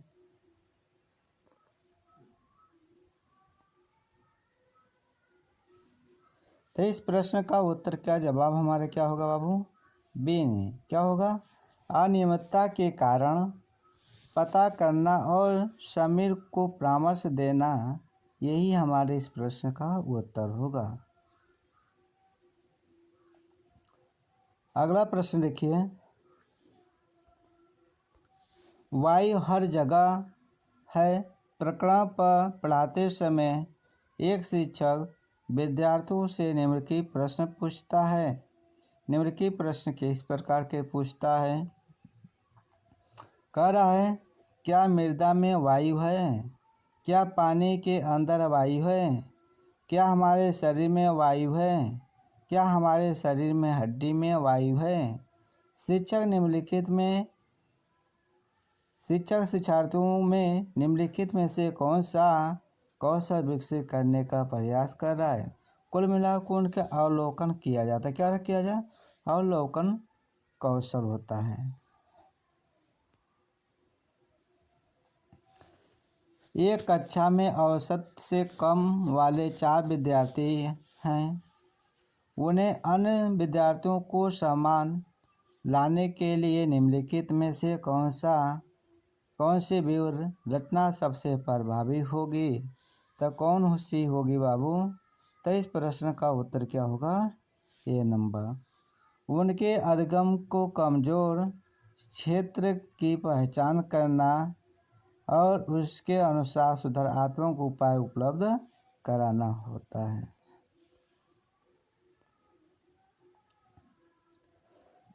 एक संतुलित प्रश्न पत्र बनाने के लिए निम्नलिखित चरणों के क्रम में से कौन सा तरीका सही है? थोड़ा 11 का ईवीएस बहुत टफ है, दिखने में नज़र आ रहा है। ठीक, केवल सारे क्या है सीटीपी उठा कर दे दिया, साइकोलॉजी ही पूछा है। तो इस पे आप लोग साइकोलॉजी पर विशेष रूप से ध्यान रखें, पेपर कहीं से बन सकता है। डिजाइन तैयार करना, ब्लू प्रिंटिंग तैयार करना, प्रश्न लिखना और उनका संपादन करना, अंक योजना लिखना, ये हमारे चरणों को क्या करता है? सही तरीका है।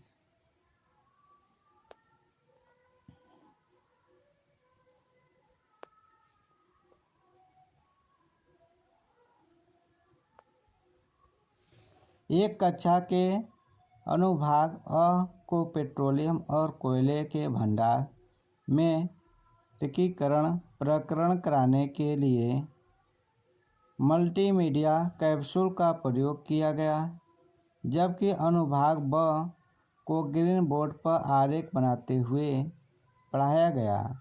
बाद में यह पाया गया कि अनुभाग अ के विद्यार्थियों ने एक बेहतर सीमा तक प्रकरण को समझ लिया।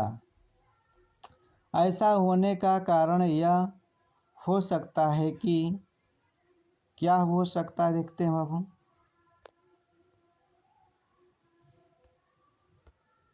तो इस प्रश्न का उत्तर क्या हो? सी नंबर क्या हो? दृश्य रहे सामग्री को बेहतर संधारण के लिए सभी इंद्रियों को क्या करना चाहिए? शामिल कर लेना चाहिए।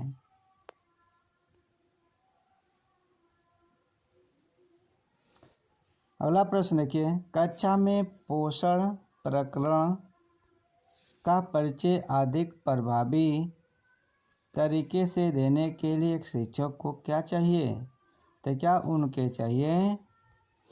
प्रश्न का उत्तर ये नंबर। विद्यार्थियों को अपने टिफिन बॉक्स खोलने और उनकी सामग्री भोजन को देखने के लिए कहना चाहिए तथा बाद में शिक्षक को व्याख्या करनी चाहिए। यानी वो टिफिन खोल रहे हैं तो उनके टिफिन में जो भी सामग्री हो उनके बारे में चर्चा करना चाहिए, जिसे उस समय खोलेंगे बच्चों को आकर्षित करेगा और बच्चों को वहाँ से तुरंत याद भी होने की ये बहुत सरल तरीके से वो बच्चों को जल्दी दिमाग में कैच हो जाएगा। क्या हो जाएगा? कैच हो जाएगा। इस प्रश्न के देखिए, शामिल करना, खोजबीन करना, व्याख्या करना, विस्तार देना और मूल्यांकन करना विज्ञान के प्रभावी शिक्षण से जुड़े 5 महत्वपूर्ण यश हैं।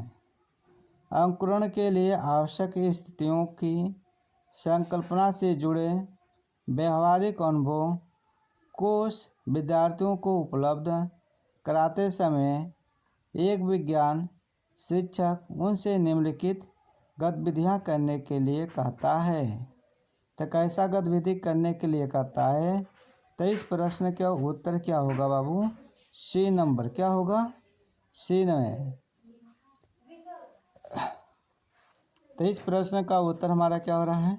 सी नंबर होगा। क्या होगा? C number.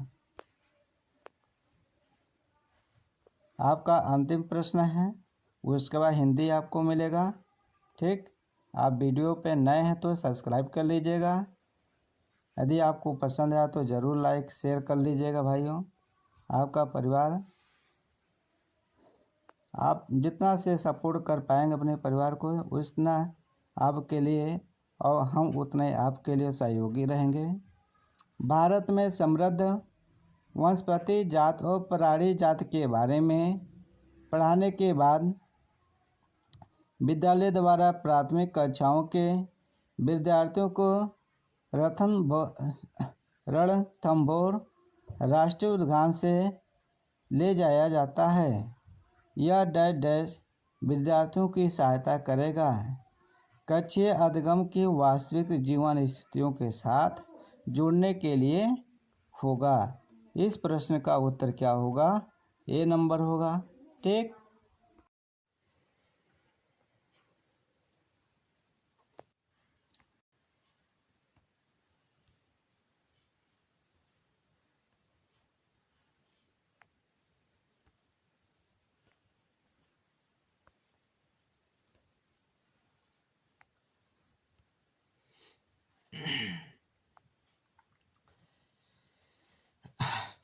सीटेट 2012 का प्रीवियस ईयर हिंदी पर प्रश्न पे चर्चा किया जाएगा। ठीक, आप सभी लोग भाई बंधु जितने हो इस वीडियो को देख रहे हैं, यदि आप सब्सक्राइब ना किए हो तो सब्सक्राइब कर लीजिएगा। आपका परिवार को सपोर्ट करेंगे तो आपके लिए हम भी सपोर्ट करेंगे, बेहतर कंटेंट्स के साथ आपके सामने पेश होंगे।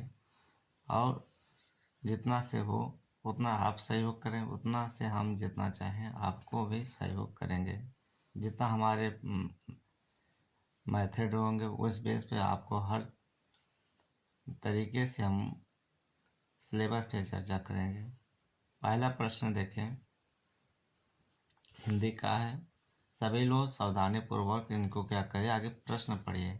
निम्नलिखित प्रश्नों को उत्तर देने के लिए सबसे उचित विकल्प को छांटना होता है। सबसे उचित कला एक से अधिक भाषाओं का प्रयोग किया जाता है। एक से अधिक भाषाओं का क्या होता है, प्रयोग किया जाता है। कला कक्षाई जटिलता को बढ़ाता है। ये तो कक्षा को जटिलता को बढ़ाता है, ये तो हमारा क्या है, गलत है। शिक्षक को लिए गहन समस्या करता है, ये भी हमारा गलत है। अब अगला प्रश्न है, संगठनात्मक विकास में सहायक होता है। संगठनात्मक विकास में क्या करता है, वो सहायक होता है। इसलिए प्रश्न का उत्तर क्या होगा, सी नंबर। किसी भी एक भाषा में निपुणता का बालक, ये भी हमारा गलत है, ये भी। इसलिए इस प्रश्न का उत्तर क्या होगा बाबू, सी नंबर होगा। क्या होगा, सी नंबर।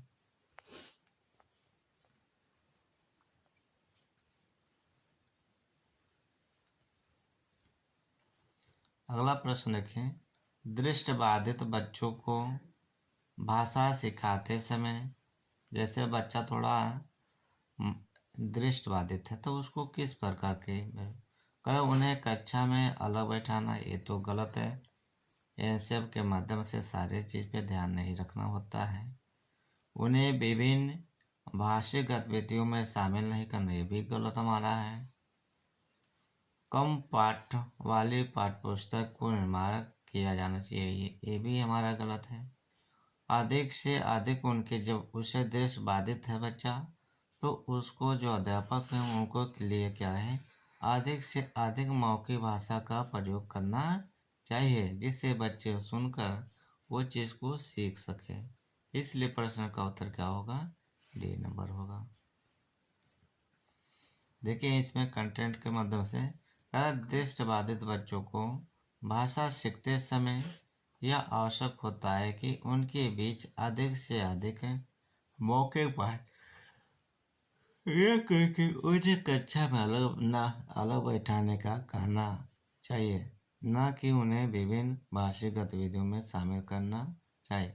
इस प्रकार की गतिविधियों को हम किसी प्रकार में शामिल नहीं कर सकते हैं दृष्टिबाधित बच्चों के साथ। ठीक, अगला प्रश्न देखें,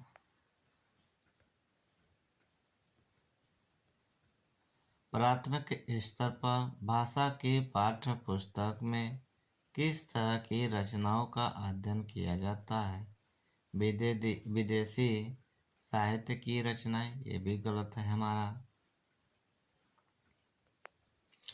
दूसरा, ऐसी रचनाओं जो बच्चों को परिवेश से जुड़ी हो और जिनमें भाषा की अलग अलग छटाएं हो। यही प्रश्न हमारे क्या है, उत्तर सही है। प्रत्यक्ष रूप से गलत हो, केवल कहानियाँ अथवा कविताएं गलत ही है। तो इसलिए प्रश्न का उत्तर क्या होगा, बी नंबर होगा।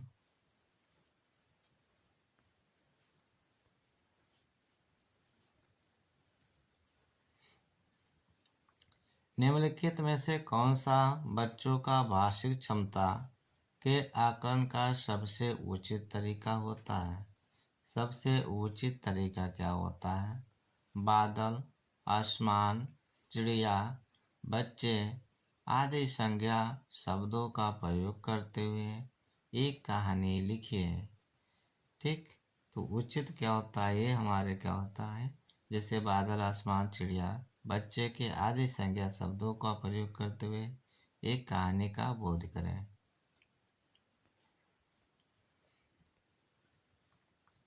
बच्चों को मौखिक अभिव्यक्ति का विकास करने के लिए सबसे कम प्रभावी तरीका कौन सा है? सबसे कम प्रभावी तरीका कौन सा है? तो इस प्रश्न का उत्तर क्या हो जा रहा है बाबू?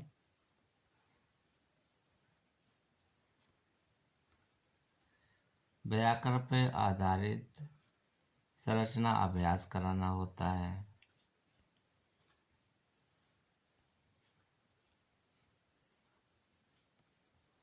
निम्नलिखित में से कौन सा द्वितीय भाषा शिक्षण का उद्देश्य नहीं है? हिंदी व्याकरण नियमों को कंठस्थ करना, ये हमारा नहीं है द्वितीय भाषा शिक्षण का उद्देश्य।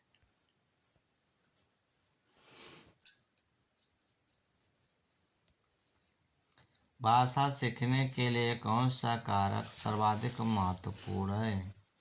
समृद्ध भाषिक वातावरण, समृद्ध भाषिक वातावरण।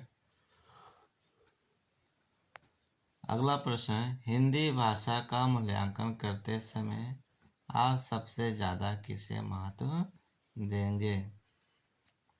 तो हिंदी भाषा का मूल्यांकन करते समय सबसे ज़्यादा किस पे हम महत्व देंगे? तो उनके क्या करना, सीखने की क्षमता का आकलन करेंगे। क्या करेंगे? उनके सीखने की क्षमता का हम आकलन करेंगे। निबंध लिखने की योग्यता देंगे, काव्य सौंदर्य, व्याकरण। तो हमने लिखने की क्षमता पर आकलन करना चाहिए। इस प्रश्न का उत्तर क्या होना चाहिए, ये नंबर होना चाहिए।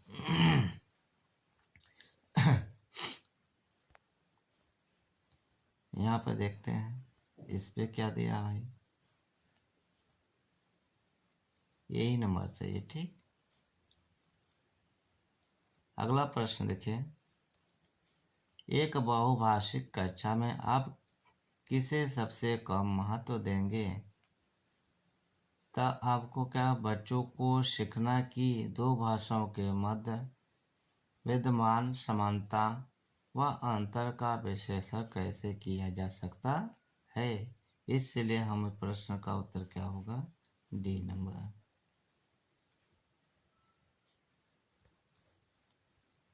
सबसे कम पूछा था, अधिक की बात नहीं।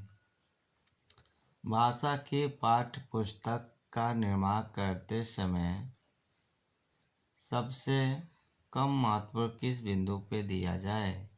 सबसे कम महत्व किस बिंदु पे जाए? पाठों की संख्या पे कम दिया जाए। क्या दिया है? पाठों की संख्या कम किया जाए, इस हिसाब से होना चाहिए। ठीक,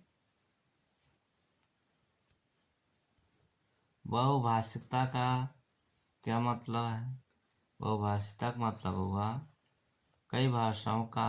ठीक, भाषा सीखने में एक महत्वपूर्ण संसाधन है। क्या है? भाषा सीखने में एक महत्वपूर्ण संसाधन है। इसलिए प्रश्न का उत्तर क्या होगा, सी नंबर। अब भाषा देखिए कैसे कैसे प्रश्न बनते हैं और हल्के में सबको क्या चौपट कर दिया जाएगा। भाषा क्या विद्यालय में ही सीखिए, गलत भी। भाषा कहीं ए टू सीख लिया जाता है। ठीक, सदैव व्याकरण के नियमों का ही अनुभव, कहीं नहीं। क्या जो पढ़ता है वो भाषा नहीं सीखता, सीखता है नियमों की जानकारी से ही। ये भी गलत। भाषा एक नियमबद्ध व्यवस्था, क्या है भाषा? क्या हमारा एक नियमबद्ध व्यवस्था तरीका से सीख लिया जाता है भाषा। इसलिए प्रश्न का उत्तर क्या होगा? B number. बच्चे विद्यालय जाने से पहले वो अपने क्या होते हैं? भाषाओं से लय होते हैं। अपनी भाषाओं, नियमित व्यवस्था और व्यवहारिक कुशलता के साथ आते हैं। यही प्रश्न का उत्तर क्या होगा हमारा? ए नंबर सही होगा। थोड़ा आप साइकोलॉजी पढ़ते रहेंगे तो आपका धीरे धीरे उसमें तमाम तरीके निकलने लगेंगे। ठीक, जब अध्ययन करेंगे तो हमने इसी करते करते तो हर प्रश्नों पर हमने चर्चा कर लिया। ठीक, देखिए वही प्रश्न ऑप्शन सही रहेंगे। अध्ययन करना पड़ता है, उस चीज़ को सीखना पड़ता है, भाव कैसे अर्थ है। भाषा अर्जन, देखिए अब अर्जन का मतलब कहा? बच्चा यदि मान लीजिए पड़ोसी है तो उसको जैसे भाषा का प्रयोग करा तो अर्जित कर लेगा भाई। और अधिगम के संदर्भ में कौन सा कथन सही नहीं है? तो कौन सा कथन सही है?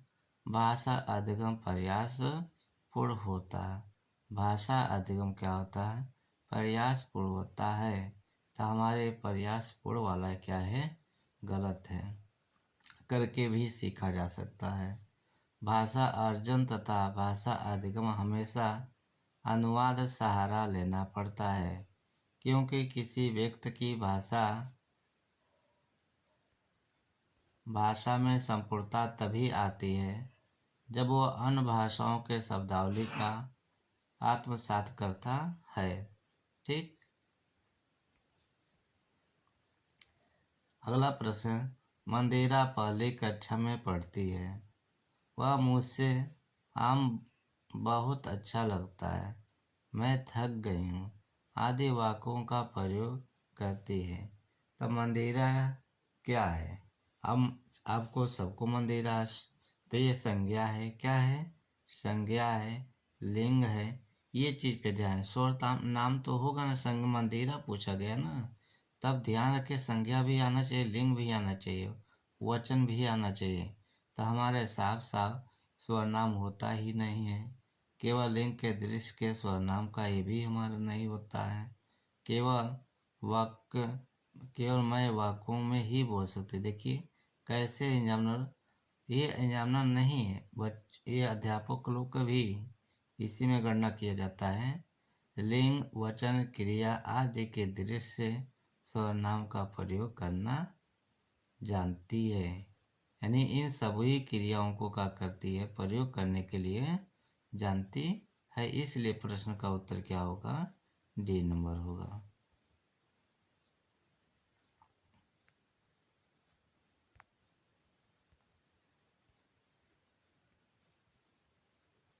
अब देखिए इस प्रश्न का।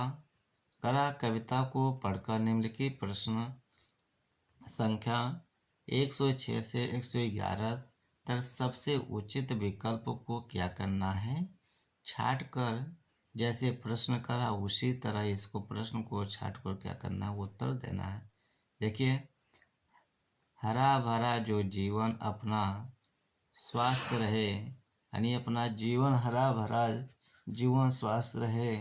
संसार नदियाँ पर्वत हवा पेड़ से आती हैं और बाहर बचपन कोमल तन मन लेकर आए अनुपम जीवन लेकर।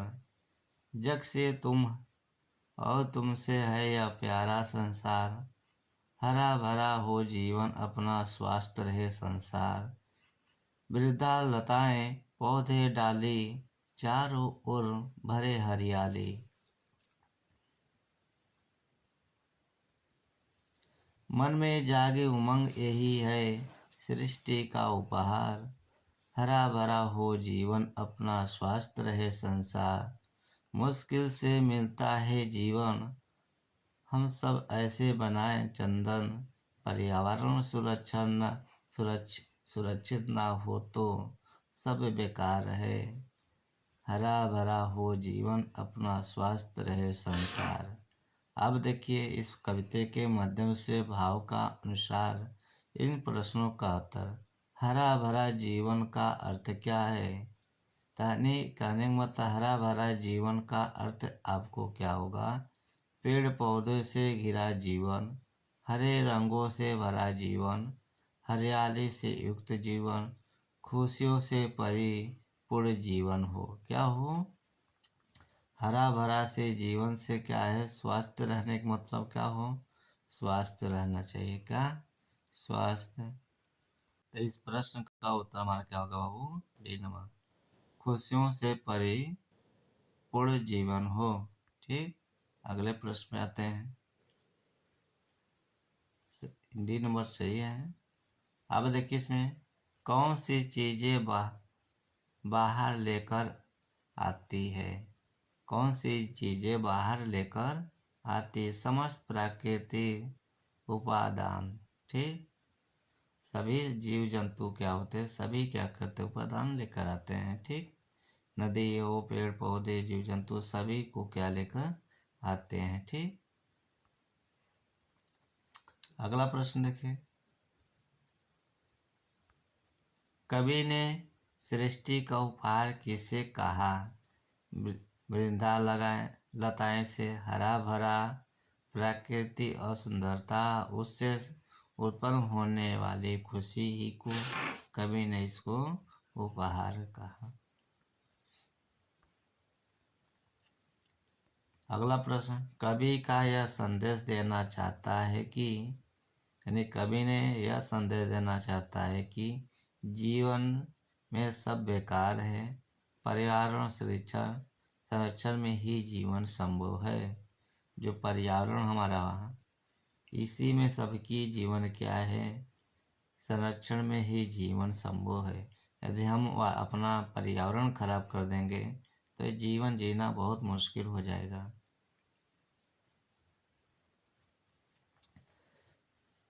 जग से तुम और तुमसे यह प्यारा संसार पंक्ति के माध्यम से कवि कहना चाहता है कि व्यक्ति और संसार डैश दोनों वस्तु एक दूसरे के क्या हैं?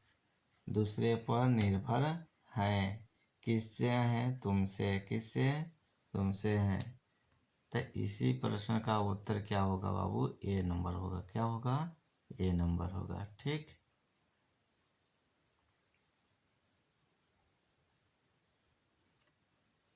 यहाँ पर हमें भरेंगे इन का इन।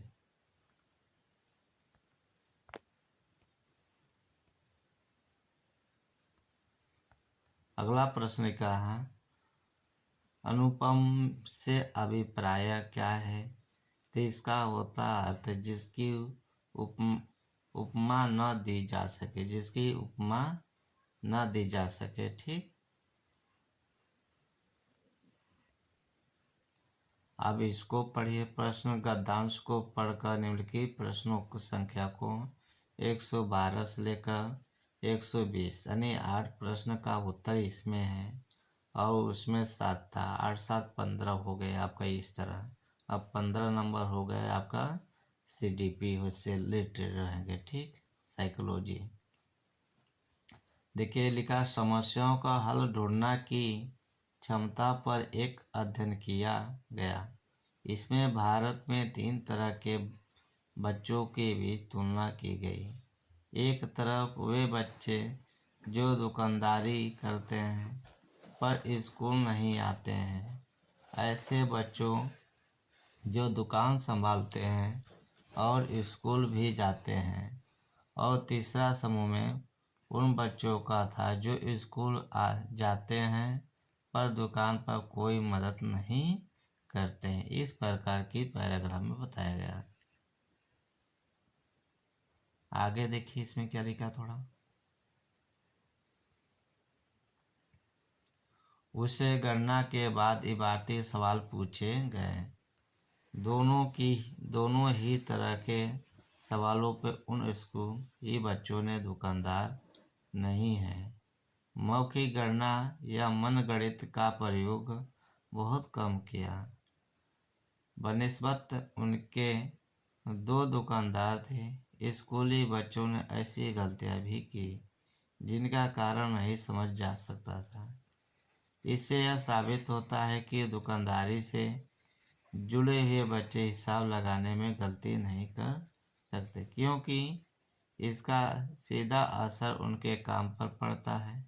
जबकि स्कूल के बच्चों वही हिसाब लगाने में अक्सर भयंकर गलतियां कर देते हैं। इससे स्पष्ट होता है कि जिन बच्चों को रोज़मर्रा की ज़िंदगी में इस तरह के सवालों से जूझना पड़ता है, वह अपने ज़रूरी गणितीय क्षमताओं को हासिल कर लेते हैं। अब जिसको धंधा करना है, जिसको आदत पड़ गया है, वो अपने जोड़ घटाना तक कर लेगा। अब यदि उससे हम मौखिक रूप से पूछें तो पहाड़ा भी नहीं सुना पाएगा। अब पहाड़ा के बदले कितने रुपये जोड़ लेगा, ठीक। अब उसके ऊपर गणित, क्योंकि अपने रोज धंधे से जुड़ गया है ना। लेकिन साथ ही इस बात पर भी गौर करना महत्वपूर्ण है कि इस तरह की दक्षताओं का एक स्तर तक और एक कार्य क्षेत्र तक सीमित होकर रह जाती है। इसलिए वे सामाजिक और सांस्कृतिक परिवेश जो कि ज्ञान को बनाने और बढ़ाने में मदद करते हैं, वही उस ज्ञान को संकुचित और सीमित भी कर सकते हैं।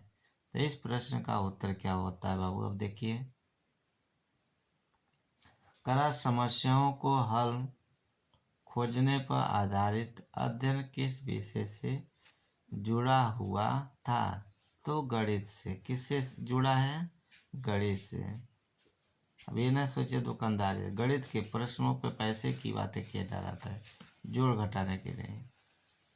अगला प्रश्न है, किन बच्चों ने सवाल हल करने में मौखिक गणना का ज़्यादा प्रयोग किया? तो आप लोग सभी लोग दुकानदार कितने किया? अब जो बच्चा उसको तो कम मौखिक, बाकी दुकानदार वालों को क्या होता है, अधिक मौखिक करना पड़ता पैसे की। इसलिए प्रश्न का उत्तर डी नंबर होगा। अगले प्रश्न का,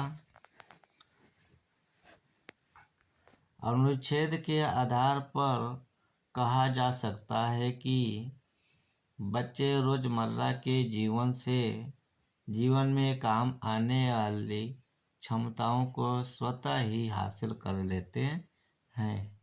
रोज को जो आपका काम धंधा बन गया, उसे किसी तरह भी इस क्षमताओं को क्या करते हैं, ठहर कर हासिल कर लेते हैं। अगला प्रश्न, दुकानदार बच्चे हिसाब लगाने में प्रायः गलती नहीं करते, क्योंकि वे कभी गलती नहीं करते हैं। गलती का असर उनके काम पर पड़ता है। इससे उन्हें माता पिता से डांट पड़ेगी। वे जन्म से ही बहुत दक्ष होते। गलत। अभी ऑप्शन में मिला था आपको क्या, वे कभी गलती नहीं करते हैं। इस प्रश्न के माध्यम देख लीजिए, हम तो यही पढ़ा, सही है, बी नंबर ही सही है, ठीक। दो दक्षताएं हमारे दैनिक जीवन में काम नहीं आती, उनमें हमारा प्रदर्शन क्या होता है, अक्सर खराब होने की नतीजा रहे। खराब अच्छा होता, दोनों होता है। क्या होता है, कभी अच्छा हो सकता है या कभी खराब हो सकता है प्रदर्शन। अनुच्छेद के आधार पर बताए गए कि सामाजिक व सांस्कृतिक परिवेश ज्ञान को क्या है? तो इस प्रश्न का उत्तर क्या होगा बाबू? बनाने में मदद भी करता है और उसे संकुचित सीमित भी कर सकता है। एक प्रत्यय का उदाहरण क्या हो सकता है? तो सांस्कृतिक में लगा हुआ एक प्रत्यय, जैसे इसको निकालेंगे प्रत्यय तो एक होगा। क्या होगा? एक होगा। गणित का अर्थ क्या होता है? तब मन ही मन में हिसाब लगाना। मन के मतलब होता है मन गणित, माने मन में ही अपना हिसाब कर लेना, कॉपी कलम का यूज ना है, मन में ही मन में। अगला प्रश्न है संयुक्त क्रियाओं का उदाहरण क्या है? संयुक्त क्रियाओं का उदाहरण क्या है? तो इस प्रश्न का उत्तर क्या होगा? अध्ययन किया गया। क्या हुआ? अध्ययन किया गया। आप सभी भाई बंधुओं से नम्र निवेदन है कि इस चैनल पे ज़्यादा से ज़्यादा आप लोग सपोर्ट करें और इस चैनल को सब्सक्राइब करके लाइक कर लीजिएगा। आपका परिवार है, आपका सहयोग, आप सहयोग देंगे तो हम आपको क्षमता अनुसार आपके जो सिलेबस के रिकॉर्डिंग है उसको हम पूर्ण रूप से आपको सामने और आपके परिवार के हित में आपका सहयोग करेंगे। ठीक।